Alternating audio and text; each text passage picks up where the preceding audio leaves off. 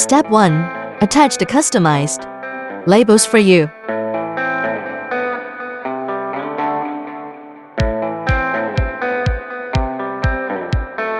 Step 2. Do the customized tags for you. Step 3. Pat the hair or wigs for you.